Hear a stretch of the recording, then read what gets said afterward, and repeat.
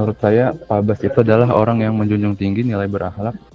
Bahkan Pak Bas ini juga sampai mengimplementasikannya ke dalam lingkup organisasi dengan mengarahkan seluruh ajaran insan PUPR untuk mematuhi prinsip Core Big News dalam mewujudkan integritas budaya anti korupsi di lingkungan Kementerian PUPR.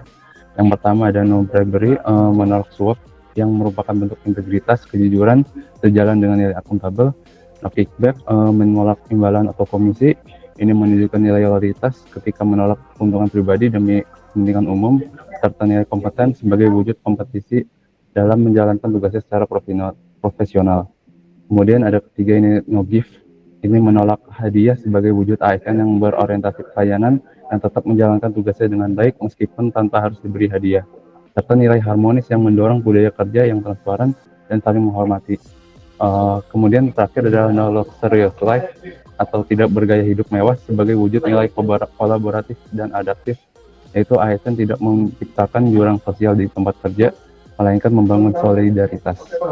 Kalau aku sendiri melihat Pak Bas itu mungkin dari nilai adaptif, yang dimana Pak Bas itu terkenal sebagai sosok yang cepat tanggap terhadap perubahan dan tantangan. Kita bisa ambil contoh waktu 2019, itu ada di pandemi COVID-19, yang dimana Kementerian PUPR ini yang dipimpin oleh Pak Bas bisa dengan cepat mengadaptasi program-programnya untuk mendukung penanganan pandemi. Itu contohnya mungkin ada pembangunan fasilitas kesehatan darurat serta juga penyediaan air bersih. Nah, ini sendiri bisa menjadi contoh yang menunjukkan bahwa kemampuan beliau untuk beradaptasi dengan kondisi yang tidak terduga demi kepentingan masyarakat. Kalau menurut saya beberapa nilai berakhlak yang dimiliki Pak Basuki, yang pertama adalah loyal, dibuktikan dari jenjang karir beliau sebagai PNS yang meniti karir dari bawah hingga menjadi menteri. Yang kedua adalah berorientasi pada pelayanan. Pak Basuki menekankan jadilah orang PU bukan sebagai pegawai PU, yang membuat moto bekerja keras, bergerak cepat, dan bertindak tepat.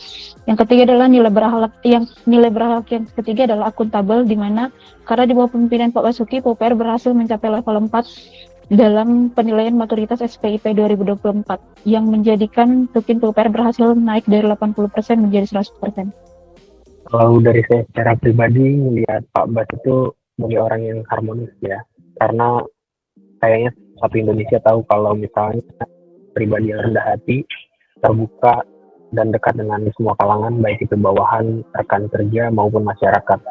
Dan dalam berbagai kesempatan, Pak Bas nggak segan buat terjun langsung ke lapangan, berdialog dengan pekerja proyek, dan bahkan bersendaguro untuk mencairkan suasana.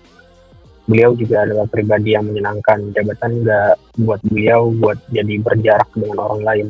Beberapa waktu lalu juga ramai di media sosial, beliau terangkat kamera, tidak canggung dan memainkan alat musik, bernyanyi bersama dan melontarkan candaan di tengah kesibukannya. Kalau menurut saya, nilai yang bisa diambil itu dari Pak Basuki ada berorientasi pelayanan. Pak Basuki sendiri menginstruksikan agar pejabat PUPR turun ke lapangan secara rutin. Hal ini menunjukkan komitmen terhadap pelayanan publik yang nyata, bukan hanya administratif. Instruksi tersebut juga bukan sekedar bualan, tetapi dibuktikan secara nyata, sehingga bisa dilihat Pak Basuki sangat dikenal aktif turun langsung ke lapangan, baik saat bencana alam, proyek infrastruktur, hingga proyek pembangunan desa. Ia tidak hanya menunggu laporan, tetapi memastikan secara langsung bahwa masyarakat mendapatkan pelayanan yang maksimal dari negara.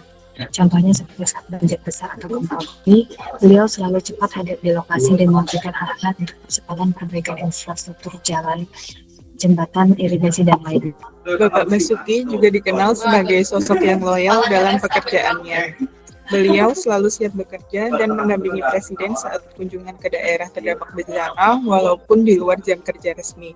Beliau juga sering turun langsung ke lapangan untuk memastikan pembangunan berjalan sesuai dengan target. Hal ini menunjukkan bahwa loyalitas bukan hanya sekedar ucapan, tetapi tindakan nyata untuk kepentingan rakyat. Kompeten kayaknya satu kata yang terlintas dalam pikiran saya ketika mendengar nama Basuki Haji Mulyono.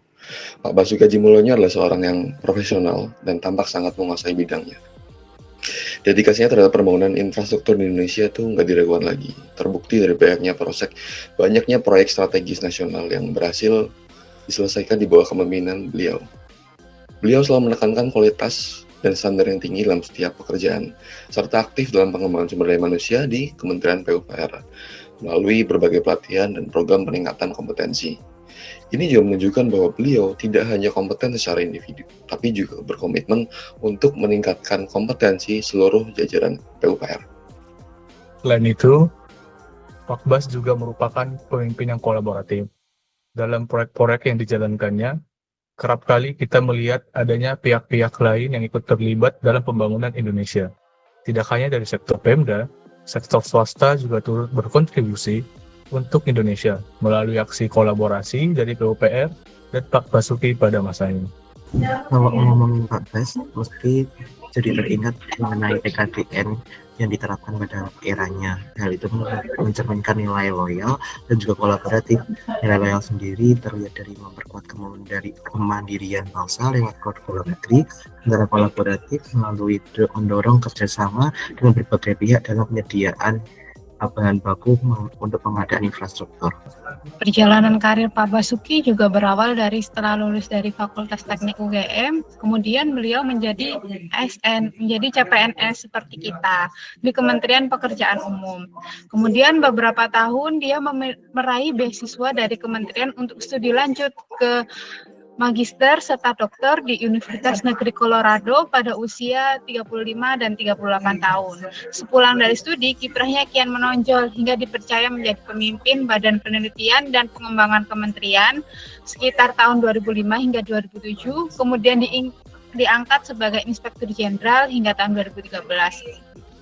Selanjutnya menjabat jadi Dirjen Perencanaan Tata Ruang dan akhirnya ditugaskan sebagai menteri pada Oktober 2014. Karirnya menjadi suri tauladan berakhlak yang harus dijaga secara konsisten sejak CPNS hingga menjadi pemimpin dari kementerian itu sendiri. Bagi ASN muda, teladan ini menegaskan bahwa kita harus melayani publik dengan integritas dan jangan lupa untuk terus mengasah kompetensi dengan cara terus belajar dan belajar. Ini adalah cara yang bisa mengantarkan kepercayaan dan kepemimpinan untuk menjadi jabatan yang lebih tinggi. Sebagai penutup, saya melihat bahwa Pak Basuki adalah sosok pemimpin yang benar-benar mampu menghadirkan nilai berakhlak dalam setiap langkahnya. Beliau tidak hanya bicara, tapi mencontohkan langsung bagaimana seorang ASN harus berintegritas, berorientasi pelayanan, dan kolaboratif. Dari penerapan Forbikno, sikap rendah hati saat turun ke lapangan, hingga dorongan untuk selalu menggunakan produk dalam negeri. Semua itu menunjukkan bahwa nilai berakhlak bisa diwujudkan secara nyata.